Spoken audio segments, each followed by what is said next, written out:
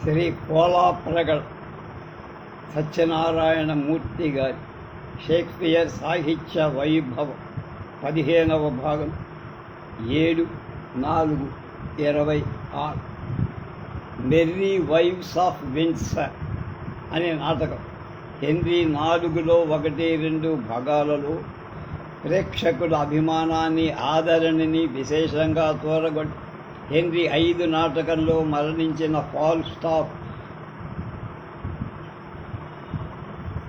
పాత్రని విశేషంగా మెచ్చుకొని ఆ పాత్రని పునరుజ్జీవింప చేయమని ప్రేమికుడిగా చిత్రించమని ఇంగ్లాండ్ రాణి ఎలిజబెత్ షేక్స్పియర్ని కోరగా ఆమె కోరిక తీర్చడానికి Shakespeare merry wives of Windsor అనే నాటకాన్ని వ్రాశాడని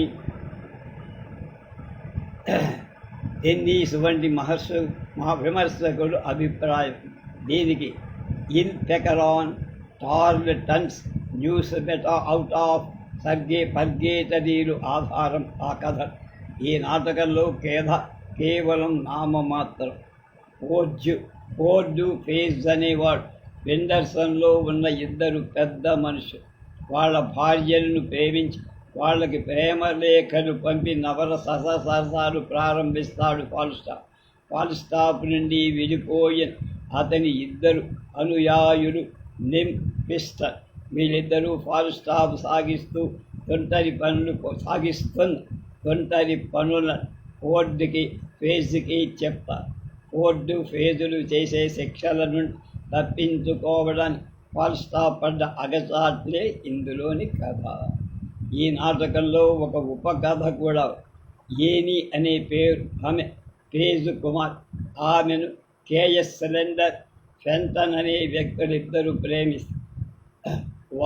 ఎనాన్స్ సిలిండర్ తమ తరపున ప్రయత్నం చేసి ఆ ప్రేమ వ్యవహారంలో జోక్యం చేసుకోబోతారు. ఏని ఫెంటన్కి మాత్రం దక్కుతుంది. ఈ నాటకం 4వ అంకం 5వ దృశ్యంలో బార్ డాఫీ అన్న మాటలు చూస్తే కౌంట్ పెల్గార్డ్ అనే తన సమకాలీన ప్రభువగడు గుర్రాలని ఎరువు తీసుకునేవాడని, ఆ పద్ధతిని అపహాస్యం చేయటం కోసమే షేక్స్పియర్ ఆ మాటలు వాడాడని కొందరు విమర్శకుల పాత్రను పరిశీలించిన క్విల్లర్ కూచ్ కింద బెన్ జాన్సన్ అనేకరించే పాత్ర. బెన్ జాన్సన్ 1598లో వ్రాసిన every man in his humour నాటకాన్ని చూశాక షేక్స్పియర్ తన నాటకాన్ని అక్కడి నుంచి సవరించి ఉంటాడు. ఏమైనా షేక్స్పియర్ అయిష్టంగానే మెర్రీ వైవ్స్ ఆఫ్ విండ్సర్ రాసినట్టు అనిపిస్తుంది. ఇందులో ఫాల్స్టాఫ్ హాస్యం పేలవంగా నిర్జీవంగా అయితే ఒక్క సుగుణం. డోవర్ విలన్స్ చెప్పిన షేక్స్పియర్ జన్మస్థలమైన స్టాట్ఫర్డ్ ఆన్ ఎవన్ సంబంధించిన వాతావరణం కొద్దో గొప్ప ఈ నాటకంలో ప్రతిఫలిస్తారు.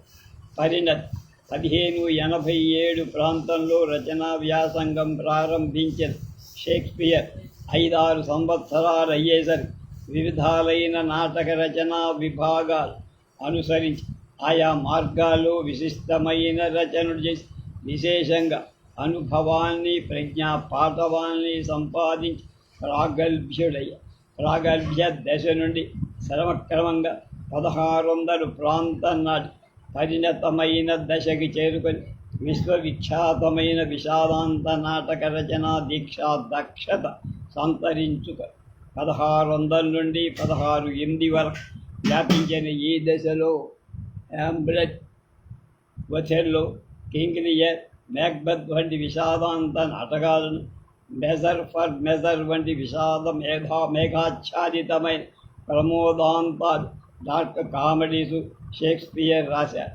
ఈ నాటకాల్లో పాపం, బలహీనత, పాప ఫలాలే కథావస్తు. ఇటువంటి ఇతివృత్త భయంకరమైన సన్నివేశాలతో గంభీరమైన వాతావరణ చిత్రణతో నాటకాలలో ఒక విధమైన తీవ్రతను తీసుకొని తొలినాళ్లలో కేవలం ఇతర రచనని అనుకరిస్తూ ఊహాలోకాన్ని చిత్రిస్తూ చమత్కారాన్ని, వేళాకోళాన్ని ఎడనెడ ప్రదర్శిస్తూ ప్రహసనల్లాంటి నాటకాన్ని యవనోత్సాహంలో షేక్స్పియర్ రాశారు. తర్వాత నెమ్మదిగా నాటక ప్రపంచంలో స్థిరంగా కాలు నిలబడి జీవితంలో తటస్థపడి ప్రేమపూరితమైన ఆనందమయ లోకాన్ని, సృష్టిలో ఉండే కాంతిమయమైన విభాగాన్ని ఒక విశిష్ట మార్గంలో తన నాటకంలో ప్రదర్శిస్తూ వచ్చాడు. తర్వాత పరిణతి నంది ఆ దశలో తన పూర్వ మార్గాన్ని వదిలి తమోమయమైన విషాద జీవితాలను తన నాటకానికి ఇతివృత్తాలుగా ఎందుకు తీసుకున్నాడు? ఈ మార్పు కారణమే అని కొందరు విమర్శకులు పరిశోధనలు ప్రారంభించి స్టాట్ఫర్డ్ ఫారిస్ రిజిస్టర్లో 8/9/1601 తేదీన నమోదైన ప్రకారం విలియం షేక్స్పియర్ తండ్రి అయిన జాన్ షేక్స్పియర్ చనిపోయారు. తండ్రి మరణంతో విలియం విషాద ఛాయలు వ్యాపించి ఆయన రచనల్లో కూడా పరచుగా అని కొందరంట. ఆయన వ్రాసిన సానెట్స్ని కనుక మనం ఆయన ఆత్మకథ పరిగణిస్తే వాటిలో ప్రస్తావించబడిన నీలా సుందరి, డార్క్ లేడీ, ఆమెతో పాటు తన ఆప్తమిత్రుడు, ఈ ఇద్దరి వల్ల జరిగిన మోసం కారణంగా షేక్స్పియర్లో ఈ మార్పు వచ్చిందని కొందరన్నారు. అదేం కాదు, ఆయన మిత్రుడైన సౌథాంప్టన్ నిర్బంధమే ఆయనలో విషాదాన్ని రేకెత్తించిందని కొందరు అభిప్రాయం. మరికొందరు ఇవేవి కారణాలు కావు, ప్రమోదాంతాలలో విసిగిపోయిన ప్రజానీకం విషాదాంతాలు కావాలని కోరుకుంది. ప్రజాభిరుచిని గమనించి షేక్స్పియర్ విషాదాంతాలు రచించడం ప్రారంభించాడు అని అభిప్రాయపడ్డారు. ప్రజాభిరుచిలో ఇటువంటి మార్పు వచ్చిందనడానికి ఆధారాలు ఉన్నాయంటున్నారు మనకి సోలాప్ర. పైన చెప్పిన వాటిలో ఒకటి కానీ లేదా కొన్ని కానీ లేదా అన్నీ కానీ షేక్స్పియర్లోకి వచ్చిన మార్పులు కారణాలు కావచ్చు. వీటన్నిటినీ అలా ఉంచి మరో ముఖ్య కారణం ఒకటి. అదేమిటంటే షేక్స్పియర్ రోజు రోజుకి మనిషిగా, నాటకకర్తగా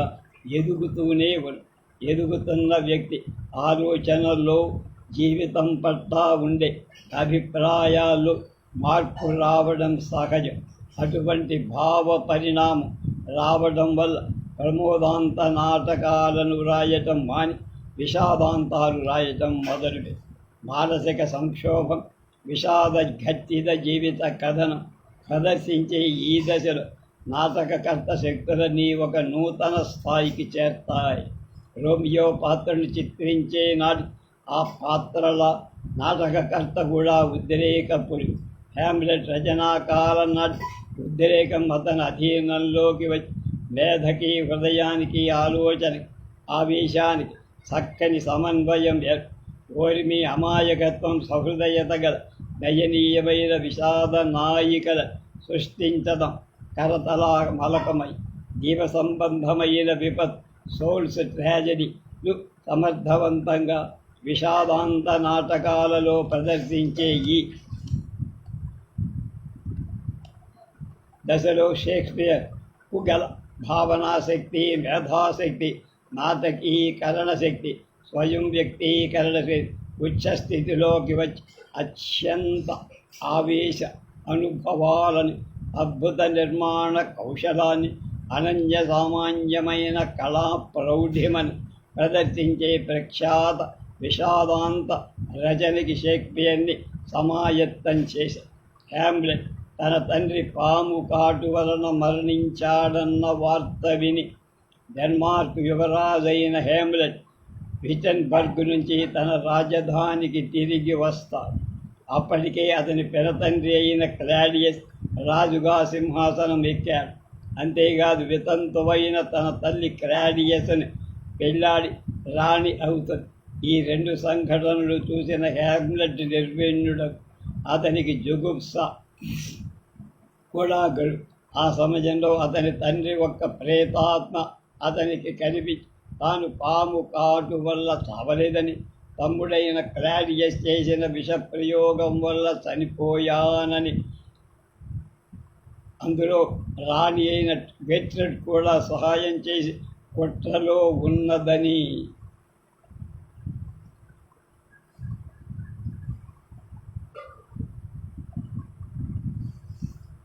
చెబుతుంది.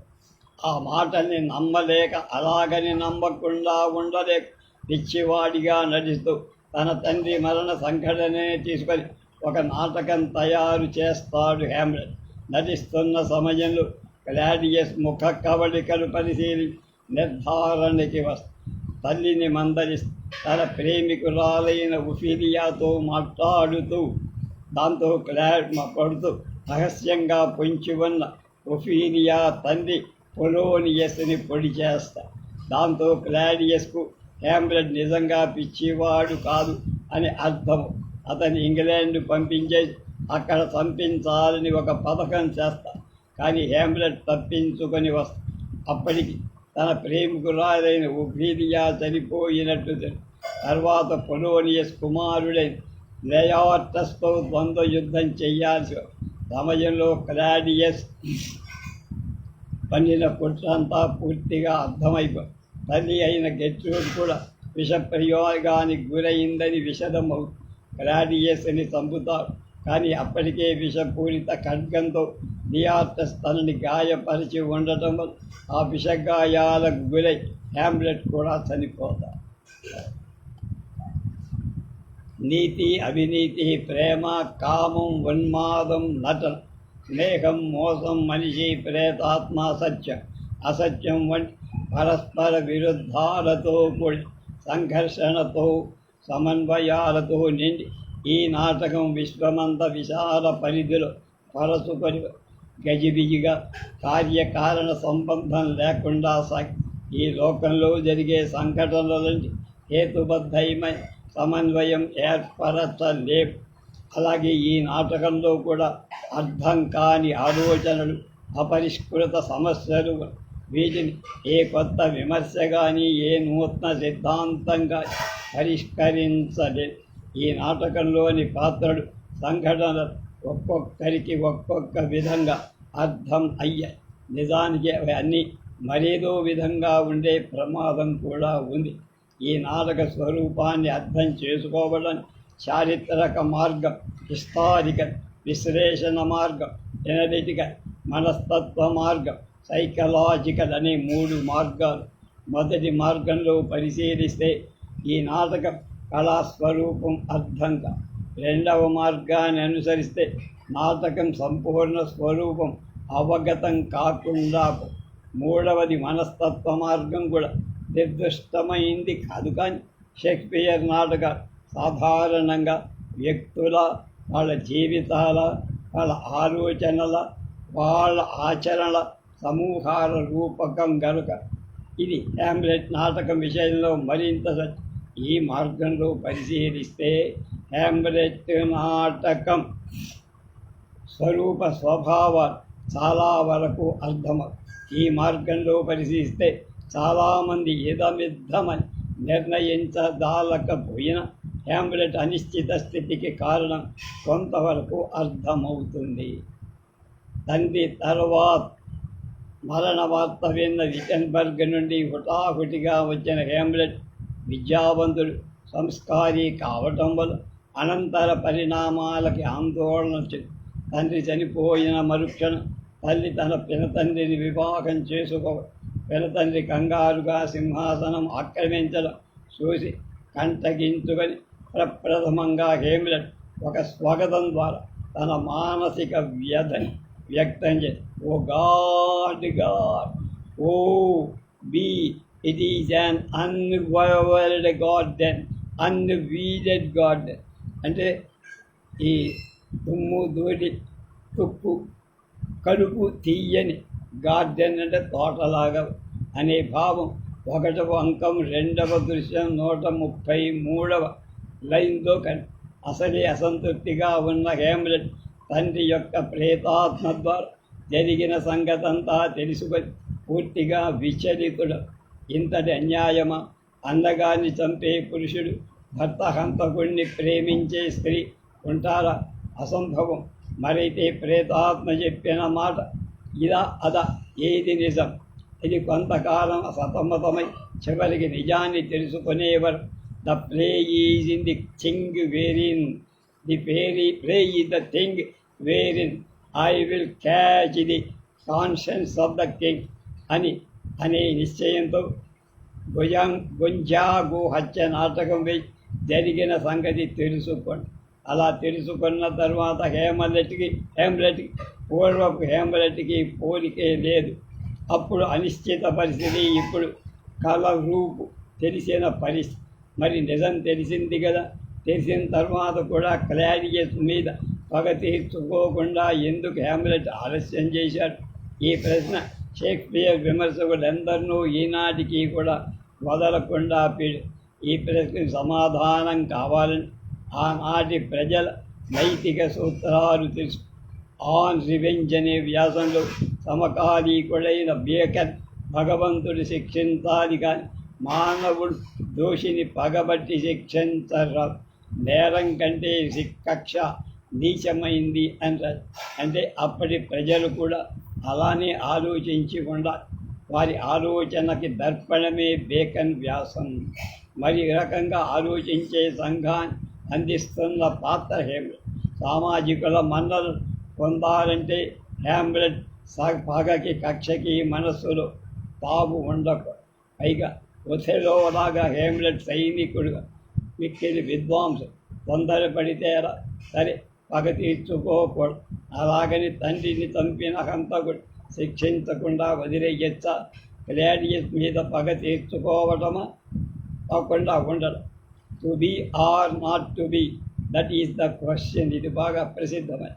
ఈ విధంగా వితర్కించుకుంటున్న హేమ్లెట్ మనోగతాన్ని క్లాడియస్ పొలోనియసులు పసిగట్టి ఆ సంగతి హేమ్లెట్ గ్రహించి వెంటనే హేమ్లెట్ అసందర్భంగా ప్రవర్తించి మతి భ్రమించిన వాటిగా నడి తనలో చెలరేగుతున్న తుఫాను ఇతరులు గమనించకుండా జాగ్రత్తపడి ఈ ప్రయత్నంలో తన ప్రియురాలైన ఒపీనియా ఆహుతి కావడాన్ని కూడా లెక్క చెయ్యరు. To be or not to be అనే ప్రసిద్ధమైన పంక్తికి తన అసక్తత అసహించుకొని లోకల్లోని కాలుష్యానికి కరతజని ఆత్మహత్య చేసుకోపోవటమా అనే అర్థంలో ది డౌన్ బ్రడ్డి అనే అభిప్రాయం కాదు. To be or not to be అంటే చావటమా సంపటమా అనే అర్థం అన్నారు. ఇదేదీ కాదు. తాను చూసిన ప్రేతాత్మ సంగతి నిజమా కాదా? మరణాంతరం ప్రాణికి అస్తిత్వం ఉంటుందా ఉండదా అని కొందరు వ్యాఖ్య. భగవంతుడు ఉన్నాడా లేడా, నైతిక విలువలున్నాయా లేవా అని హేమ్లెట్ వితర్కించు.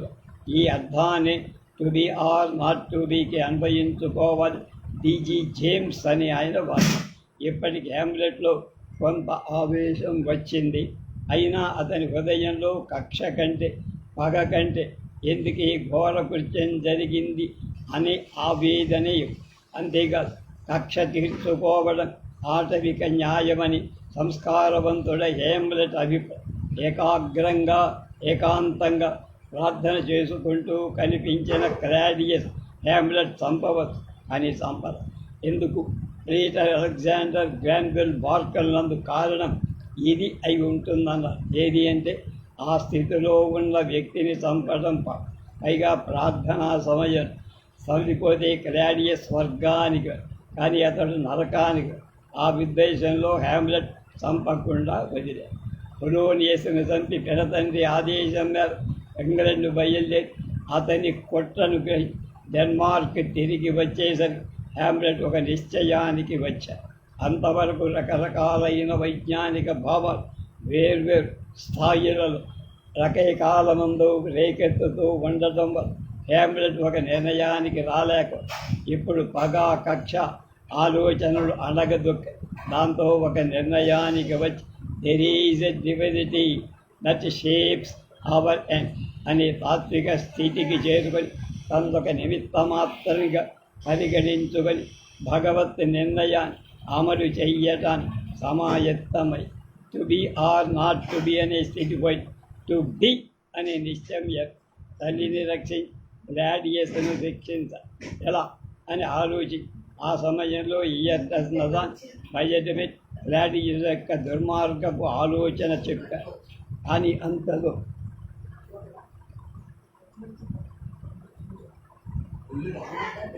విష ప్రయోగం జరిగి తల్లి అయిన గెట్రుడు మరలి దాంతో ఆవేశం వచ్చి గట్టి నిర్ణయం చేసుకొని క్లాడియస్ని చంపేశారు.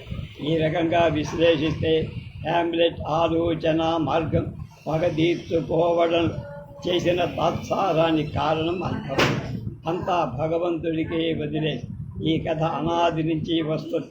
సోదరి హత్య సంబంధించిన ఏబెల్ కయిన్ అనే కథ బైబిల్లోనే ఉన్నది. స్కాండినేవియన్ పూర్వగాథలలో సోదర హత్యను గురించి రాసిన కథ ఉంది. హ్యామ్లెట్ దీని కిడ్ వ్రాసను, షేక్స్పియర్ వ్రాసాడు నిర్ణయంగా. ఈ నాటకానికి ఆధారం ఎసెక్స్కి హ్యామ్లెట్కి పోలికలున్నాయని బాక్స్టర్, టవర్, విల్సన్ క్యాబ్ ఇంకా కొందరు విమర్శ. ప్రేతాత్మ, పోస్టల్, యాంటీ క్రైస్టర్ అని ఇదే అంత సమజ్ఞతంగా ఏమిటంటే పోస్ట్ రక్తదాహాన్ని ఎక్కడ సూచించలేదు.